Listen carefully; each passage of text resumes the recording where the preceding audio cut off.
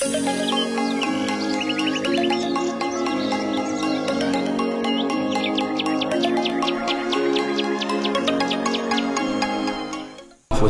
moa ny ministèran'ny tontolo iainana sy ny fandrosoana rovanjavy zany no nanao validation ny tolonjotra hitantanana ny loto sy ny fako eto a Madagasikara ao anatin'ny folo taona.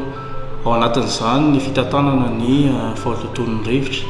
Tsapantsika fa misy vokatra ratsy na eo amin'ny tontolo iainana fa indrindra amin'ny fahasalamam-bahoaka ny fahaloton'ny rivotra izay tsapa fa azo avy amin'ny doro-tanety ny sezik'ireo tomobile ary hita koa tato ato ny loto izay mivoaka avy amin'ireny doro-brika ireny. Fanentanana ho an'ny vahoaka ny mba hoe tokony misy anjara andraikitsy ny tsiraray zany amin'ny fedivana an'ity loto ateraky ny rivotra ity, dia ny tsiraray tokony miezaka zany hanao action, zany hoe tokony tsy atao zao ny mandoro ny fako eny amin'ny fokontany misy atsika tsiraray avy ireny.